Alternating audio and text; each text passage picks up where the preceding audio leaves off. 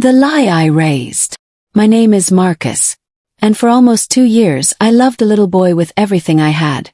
Fed him, bathed him, stayed up with him when he was sick, believing I was his father. I was his father, in every way that counted. Or so I thought. But the truth has a cruel way of finding light. It doesn't knock. It doesn't ask permission. And when it comes, it doesn't just break your heart. It fractures the foundation of everything you thought was real. She never meant for me to know. Harper, the woman I trusted, the mother of that child. She never once intended for the truth to reach me. But it did. And the way I found out was a quiet, accidental moment that changed my life forever. I met Harper years before anything romantic ever happened between us. Back then, we were just friends, the kind of friendship that felt easy, familiar. We could talk for hours about life, about the world, about nothing in particular. She was sharp, quick-witted, and had this calm about her that made people feel safe. I never saw her in a romantic light. Not once. And she never gave me a reason to believe she saw me that way either. We had our own separate lives. I respected those boundaries. Until one evening. Out of the blue she called me. I remember the tone of her voice. Low, raw, tired. The kind of tired that went deeper than a lack of sleep. "Are you home?" she asked. "Yeah," I said. I need someone to talk to. "Do you mind if I come over?" "Of course. Come by." She showed up about 30 minutes later. I still remember how she looked, like the weight of the world had settled on her shoulders. Her eyes were puffy, like she hadn't slept or cried too much. Maybe both. I didn't ask questions. I just listened as she talked. She vented about work, about feeling stuck, about how exhausting life had become. I could hear it in her voice. She was worn thin. Time passed. The room got quieter. Before either of us realized, it was almost midnight. "I should probably call a ride," she mumbled, pulling out her phone. I offered to call one for her, but she hesitated. Just a small pause. But in that pause something shifted. "It's fine," she said softly. "I'll just crash here." I offered her my bed. Told her I'd take the couch. But she looked me dead in the eye and said, "We can both use the bed. It's fine." And that's when it changed. I didn't push. I didn't assume. But when we laid down side by side, the space between us melted. First gentle touches, then the kind that carried meaning. Not just lust, something deeper. Maybe it was need. Or comfort. Or just two people drifting toward each other in the dark. It wasn't planned. But it happened. And that one night, that single blurred moment, unraveled into something neither of us expected. 2 months later, Harper called me again. I had just gotten home from work, microwaving leftovers when my phone buzzed. I expected the usual small talk, but her voice was different. "I'm pregnant." Silence. I couldn't speak. Couldn't move. I wasn't angry, I was just stunned. Before I could say a word, she cut in. "I'm keeping it." That was that. And for a strange moment I sat down and thought. Okay. I'd always wanted kids. Neither of us had a partner. We were two adults who made a choice. Not the most careful one, sure, but a choice nonetheless. So I stepped up. From then on, we started spending more time together. Pregnancy appointments. Baby shopping. Middle of the night cravings. Somewhere in that journey, we became more than just co-parents. We leaned into it. We made it official. I asked her to move in. We were trying to build something real. When our son was born, I was there.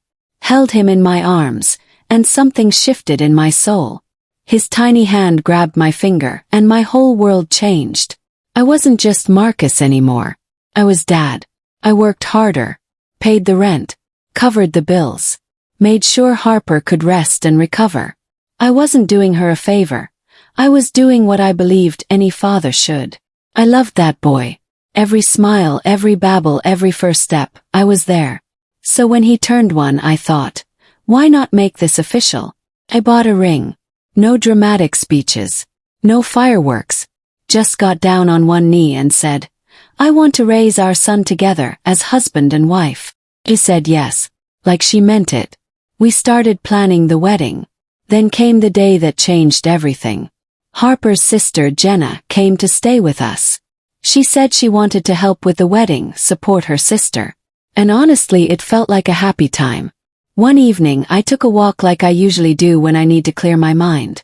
But that night, for no particular reason, I used the back door to come in. That one small decision changed the course of my life. I heard voices in the kitchen. I wasn't trying to eavesdrop, but then I heard Harper. "He's a good man," she said. "But I can't keep living like I owe him something. He chose this. I didn't force him. I only said I was pregnant. I never told him he was the father." Silence in my chest. Then Jenna asked, "Does he even know he's not the father?" Harper: "No. And he never will." I didn't walk into that kitchen. I didn't confront her. I walked right back out, sat in my car and stared at the dashboard for hours. The next morning I ordered a DNA test. When the kit arrived, I waited until my son was asleep. Swabbed gently. Sealed the envelope. Mailed it. And then I waited, tortured by hope. The results came back. I was not the father. No tears. No screaming. Just silence.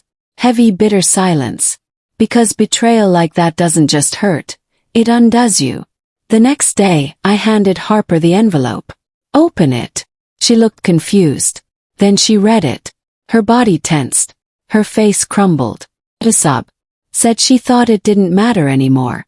That I had said I'd be okay with it. But that was never the truth.